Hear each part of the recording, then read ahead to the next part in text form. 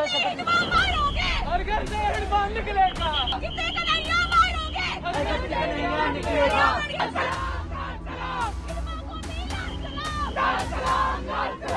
Hidma protest आजकल बहुत ज़्यादा वायरल हो रहा है। आखिर कौन है ये हिडमा? दरअसल कुछ जेनजीज दिल्ली के इंडिया गेट पर प्रोटेस्ट कर रहे थे पोल्यूशन के लेकर, लेकिन उसी बीच उस प्रोटेस्ट में हिडमा जिंदाबाद के नारे लगने लगे।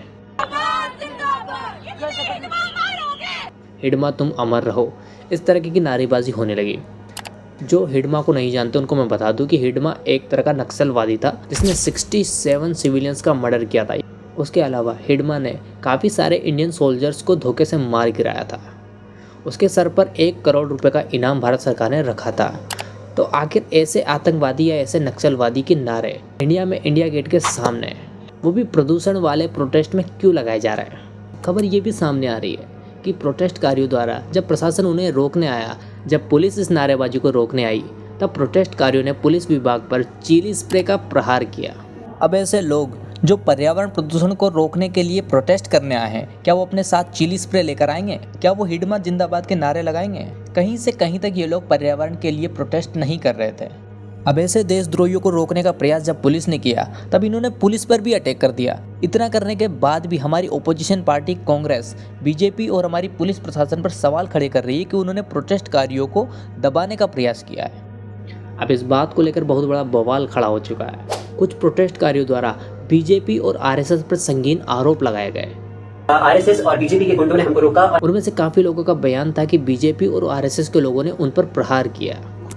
लेकिन इस मुद्दे में सबसे हैरत करने वाली बात ये सामने आती है कि इंडिया गेट पर हिडमा के नारे लगे, उस हिडमा के जिसके सर पर 1 करोड़ रुपए का इनाम भारत सरकार ने रखा हुआ था। दरअसल हिडमा एक नक्सलवादी था, यूँ कहीं कि आतंकवादी था, जिसने काफ़ी सारे सिविलियंस को मारा। अब ऐसे हत्यारे के नारे इंडिया गेट के सामने भारत जैसे देश में लगाए जा रहे हैं, तो उन नागरिकों के घर वालों पर क्या गुजर रही होगी जिनके घर वाले इस दुनिया को छोड़कर चले गए उस हिडमा की वजह से। इन लोगों ने उस हत्यारे को एक क्रांतिकारी घोषित कर दिया।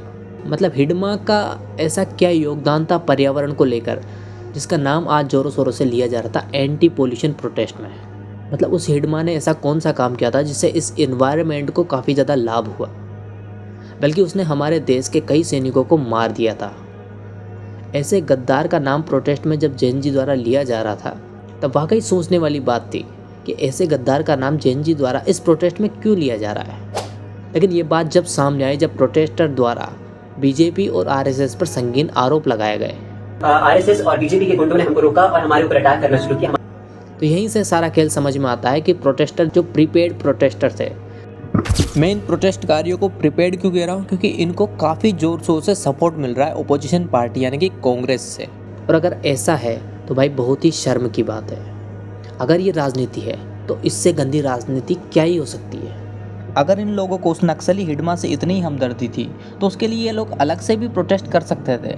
मतलब ये बात समझ से बाहर है कि पर्यावरण सुधारने वाले प्रोटेस्ट में उस नक्सली के जिंदाबाद के नारे क्यों लगाए जा रहे हैं। और उससे भी बड़ी हैरत की बात यह है कि अभी भी हमारे देश के कुछ लोग या हमारे देश की कुछ ऐसी पार्टियां जो राजनीति को इतना गंदा कर चुकी है, अभी भी इन लोगों को वो देश से ऊपर समझती है और इन लोगों को सपोर्ट करती हुई नजर आ रही है कि इन लोगों ने सही किया और सरकार इनके साथ गलत कर रही है। मैं सपोर्ट करता हूँ दिल्ली में हो रहे पोल्यूशन के खिलाफ होने वाले प्रोटेस्ट को, लेकिन मैं इस चीज़ का सख्त विरोध करता हूँ कि हमारे ही देश भारत में ऐसे नक्सलवादी के जिंदाबाद के नारे लगाए जाए।